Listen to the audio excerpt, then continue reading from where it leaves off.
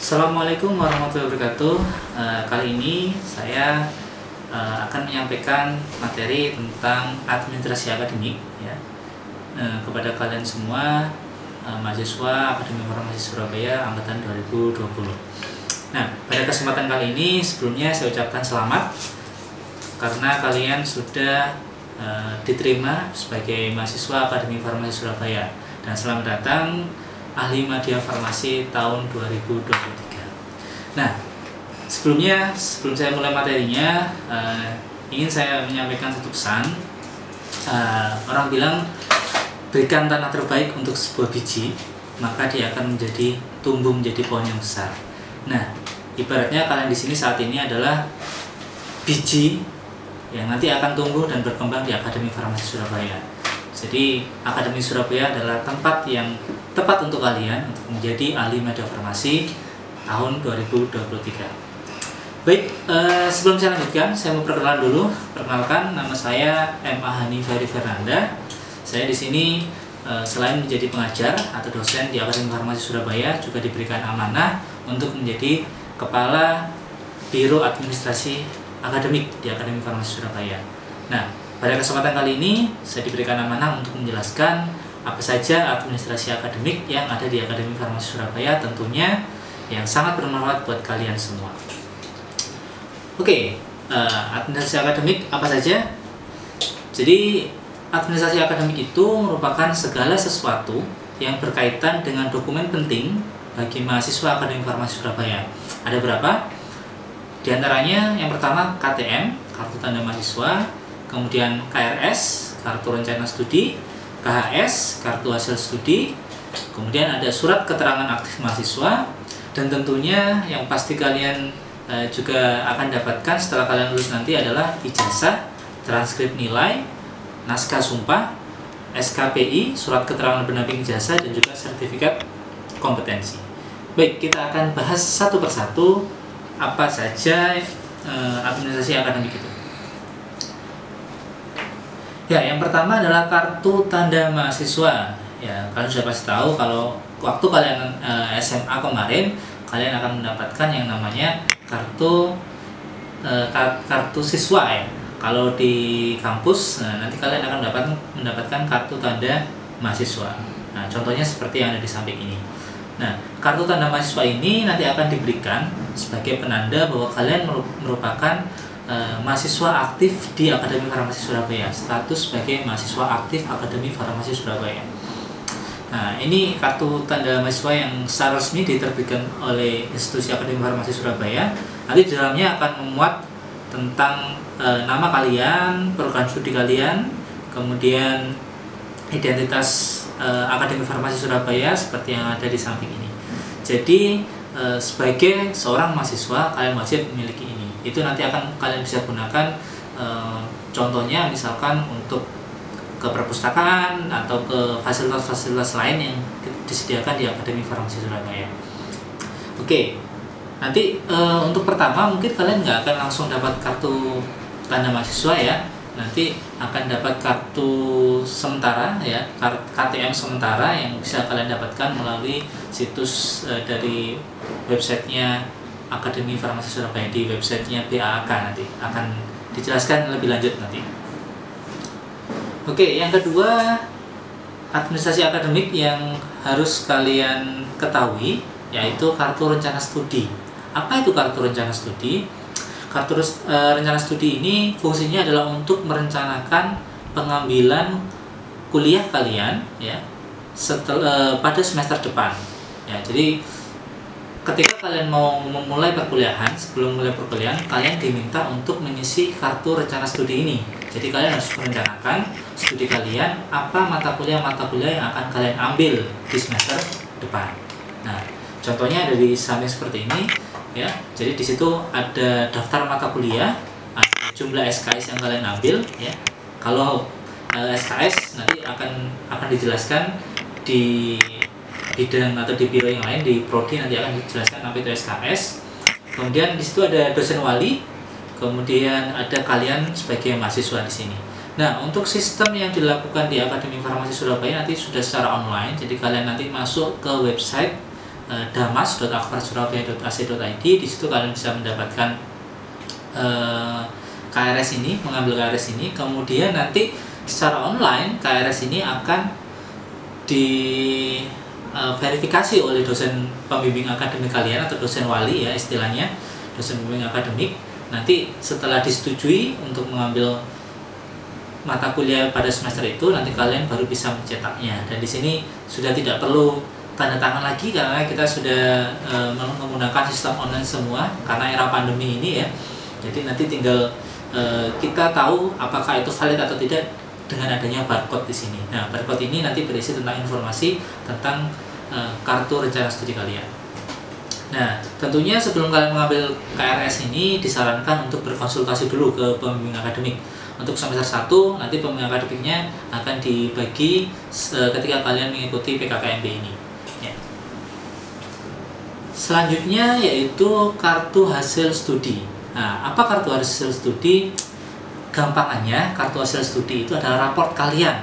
Ketika kalian di SMA kan pasti punya raport ya. Nah, KHS ini atau kartu hasil studi ini adalah raport kalian ketika kalian sudah menempuh 1 semester di sini. Jadi misalkan di semester berjalan kalian sudah mengambil KRS, nanti akhir semester setelah kalian melakukan perkuliahan, ujian, tugas dan sebagainya, nanti nilai kalian akan ditampilkan di kartu hasil studi ini. Ya, kartu hasil studi ini memuat tentang informasi mata kuliah yang sudah kalian ambil dan juga nilai kalian, SKS-nya berapa. Terus yang terpenting adalah di sini ada indeks prestasi semester, indeks prestasi kumulatif dan SKS kumulatif. Nah, apa indeks prestasi?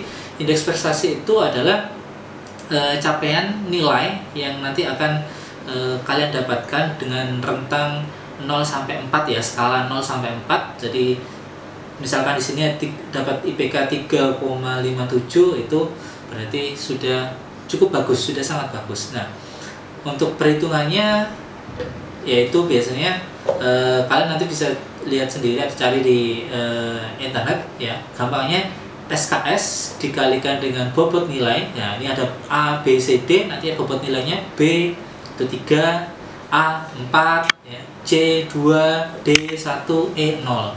Nah, kalau kalian dapat E, artinya itu kalian harus mengulang di semester selanjutnya. E itu berarti kalian tidak lulus di semester itu atau di mata kuliah tersebut. Nah, IPS itu merupakan indeks prestasi kumulatif pada semester tersebut, sedangkan kalau IPK itu adalah kumulatif dari semester-semester sebelumnya yang sudah kalian ikuti. Nah, SKS kumulatif adalah SKS yang sudah pernah kalian tempuh di sini. Nah, dengan nilai KHS ini nanti bisa kalian simpan, kalian gunakan untuk ketika mau lulus akan ada verifikasi nilai, akan ada dicocokkan apakah nilai yang sudah kalian dapatkan itu sudah sama dengan yang ada di transkrip nilai. Oke, lanjut. Yang selanjutnya adalah surat keterangan aktif mahasiswa. Nah, jadi kalau dokumen yang KRS itu terkait dengan perkuliahan kalian, apa yang kalian ambil, sedangkan untuk kartu keterangan mahasiswa aktif ini biasanya kalian butuhkan ketika kalian ingin mendapatkan beasiswa atau mungkin orang tua kalian bekerja di salah satu instansi kemudian membutuhkan keterangan seperti surat aktif ini, kalian bisa meminta mengajukan permohonannya di BAK ya, di Biro Administrasi Akademik. Nah, biasanya untuk surat keterangan aktif ini baru bisa kalian dapatkan setelah kalian melakukan registrasi tiap semesternya. Jadi tiap awal semester kalian akan ada registrasi untuk pembayaran UKT. Nah, setelah itu baru kalian bisa diperkenankan untuk mengajukan permohonan surat aktif mahasiswa. Nah, jadi biasanya digunakan untuk keperluan tunjangan, beasiswa dan yang lain-lain ya. Jadi ini tidak wajib, terserah kalian mau mengurusnya atau tidak ya. Oke. Lalu selanjutnya adalah ijazah. Oke, tentunya ijazah ini pasti yang kalian butuhkan, kalian tunggu-tunggu karena ijazah ini merupakan bukti bahwa kalian pernah atau telah menempuh pendidikan di Akademi Farmasi Surabaya. Nah, yang perlu diketahui ijazah kita ini sudah berlaku di nasional, itu ada istilahnya adalah PIN, penomoran ijazah nasional. Sehingga nanti ijazah ini tidak bisa dipalsu begitu saja karena ada terintegrasi dengan nasional dari Kemendikbuddikti. Itu ada aplikasi khusus yang dia memberikan penomoran ijazah secara nasional. Kemudian juga bisa dicek keaslian ijazahnya melalui aplikasi sivil. Aplikasi sivil ini nanti bisa kalian cek, kalian masukkan nama ijazah kalian, masukkan nama kalian. Nah, nanti kalian akan ngecek apakah ijazah yang diterbitkan itu asli atau tidak. Nah, itu nanti bisa di sivil. Nah, informasi lebih lanjut nanti bisa kalian cari di internet, banyak informasi tentang ini. Oke, ijazah ini adalah sekali lagi bukti bahwa kalian telah menyelesaikan kuliah D3 Farmasi di Akademi Farmasi Surabaya. Nah, selain ijazah, ketika kalian lulus nanti kalian akan mendapatkan transkrip nilai. Nah, transkrip nilai ini adalah rangkuman dari mata kuliah beserta nilai yang sudah kalian dapatkan selama menempuh perkuliahan di sini. Ya, oke, selanjutnya dokumen yang juga tidak kalah penting yaitu naskah sumpah. Apa itu naskah sumpah? Jadi naskah ini berisi tentang sumpah kalian ketika nanti kalian lulus, kemudian di wisuda. Di situ akan diambil sumpah kalian sebagai tenaga teknis kefarmasian. Jadi tenaga kefarmasian itu merupakan tenaga yang mulia ya. Jadi untuk pelayanan kefarmasian nanti kalian diwajibkan untuk mengambil sumpah supaya aktivitas kalian itu tidak hanya sebagai secara aktivitas kemanusiaan, tapi juga berhubungan langsung dengan Tuhan Yang Maha Esa. Oke, jadi naskah sumpah ini nanti akan diambil ketika kalian nanti waktu wisuda atau angkat sumpah. Nah, kemudian nanti ditandatangani oleh perwakilan dari Dinas Kesehatan, kemudian dan juga disaksikan oleh petugas dari Kementerian Agama. Selanjutnya, setelah kalian dapat ijazah, transkrip, kemudian kalian dapat naskah sumpah, yang tidak kalah penting yaitu kalian akan mendapatkan surat keterangan pendamping ijazah.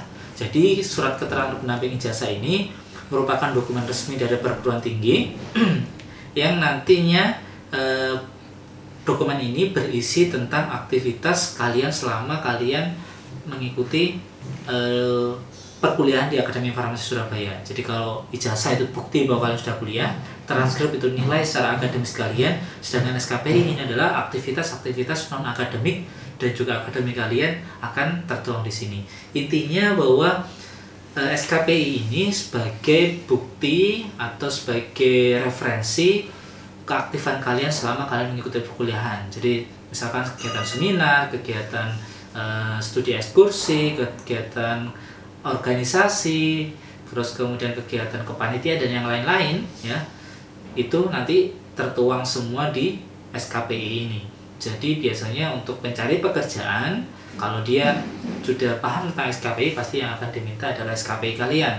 Dan nanti SKPI ini sebagai cerminan aktivitas dan juga kompetensi yang sudah kalian dapatkan selama perkuliahan atau selama mengikuti perkuliahan di Akademi Farmasi Surabaya.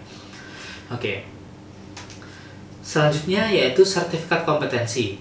Nah, apa sertifikat kompetensi itu? Sertifikat kompetensi itu adalah bukti bahwa kalian telah memiliki kompetensi yang diakui secara nasional. Nah, untuk mendapatkan serkom ini kalian harus lulus yang namanya uji kompetensi. Uji kompetensi ini dilakukan oleh APDFI ya bekerjasama dengan PAVI dan LPUK Nakes. Jadi di sini kalian nanti akan dites secara pengujian secara nasional, jadi tesnya secara nasional. Jadi kalau kalian tidak bisa lulus di ujian kompetensi ini, berarti kalian dianggap belum kompeten, sehingga kalian tidak dapat sertifikat kompetensi ini.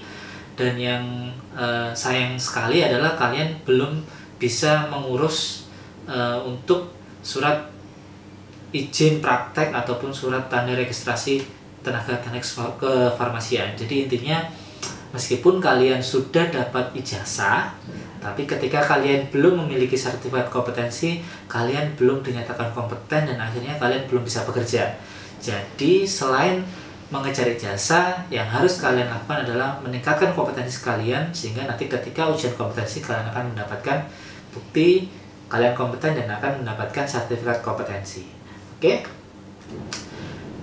Nah, itu aja informasi tentang administrasi akademik yang bisa saya sampaikan untuk tutorial ya terkait dengan website DAMAS, yaitu Digital Academic multi akses sistem untuk mengurus KRS dan KHS, dan juga sertifikat surat aktif kuliah. Nanti bisa dicek di link yang ada di sini, atau kalian bisa kunjungi channel saya ya di @mahani_ferry_fernanda. Di situ akan saya upload tutorial bagaimana cara mengambil KRS, KHS, dan juga surat aktif kuliah.